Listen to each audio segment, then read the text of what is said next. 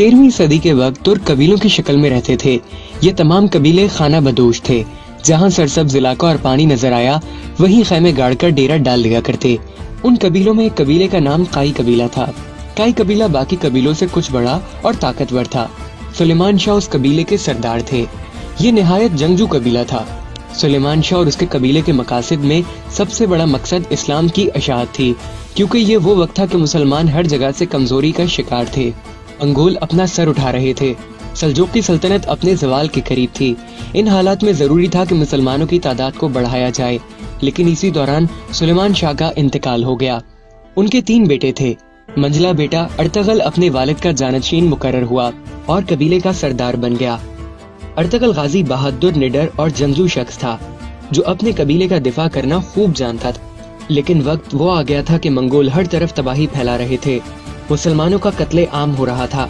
Genghis Khan की फौजों ने ख्वारिज़म शाह सल्तनत को तबाह करके रख दिया था। मुसलमान मंगोलों के आगे लगकर भाग रहे थे।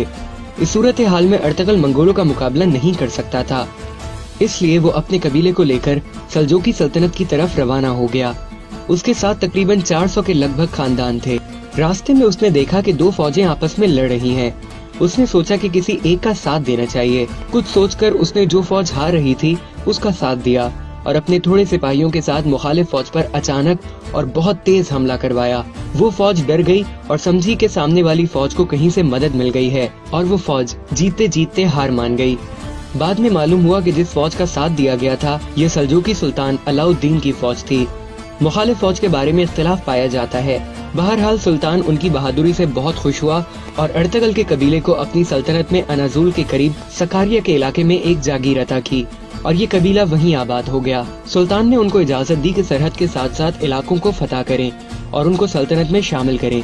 ये इलाका बाज़ंतीनी ईसाई सल्तनत के बिल्कुल साथ जुड़ा हुआ था। अर्तगल ने कुछ ही अरसे में अपनी शुजाअत और बहादुरी का सिक्का बिठा दिया। उन फतूहात का नतीजा ये हुआ कि बाकी बहुत से तुर्क कबाइल भी अर्तगल के साथ मिल गए और उसे अपना सरदार तस्लीम कर लिया। अर्तगल सुल्तान अलाउद्दीन के नायब के तौर पर भी लड़ता रहा और उसकी ताकत में दिन ब दिन इजाफा होता गया। अर्तगल ने बाज़ंतीनी सल्तनत के एक बहुत बड़े मुतहदा लश्कर को शिकस्त दी।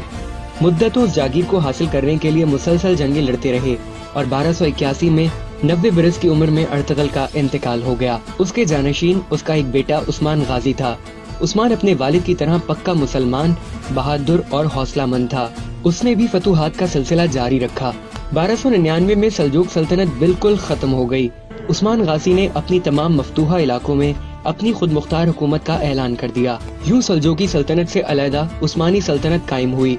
अमीर उस्मान गाजी ने बहुत से शहरों और किलों को फतह किया और यही शहर, जो कि बरसा का एक जिला था, को अपना दारुल हुकूमत बना लिया। सुल्तान उस्मान को सल्तनत का मिलना और एक मजबूत इस्लामी सल्तनत का कायम होना अल्लाह की मर्जी थी। उस सल्तनत के कायम होने के बाद मुसलमान मुत्तहिद होना शुरू हो गए। बुरसा की फतह के बाद सुल्तान उस्मान बीमार पड़ गए और 1326 में वफात पाई। जब सुल्तान उस्मान का इंतकाल हुआ तो सल्तनत का रकबा 16,000 मुरब्बा किलोमीटर था। 150 साल के अंदर अंदर ये दुनिया की सबसे बड़ी सल्तनत बन गई।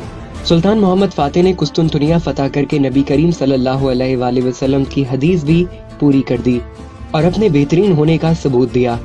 सल्तनत उस्मानिया के नवे सुल्तान सुल्तान सलीम अव्वल ने मिस्र में मौजूद अब्बासी खिलाफत खत्म करके अपनी खिलाफत का ऐलान किया और सुल्तान सलीम अव्वल सल्तनत उस्मानिया के पहले खलीफा बन गए।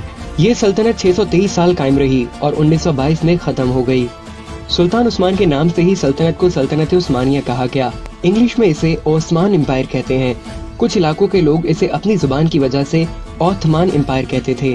आहिस्ता आहिस्ता ऑथमान से ऑटोमन एम्पायर कहा जाने लगा, फिर इसका नाम यही पड़ गया।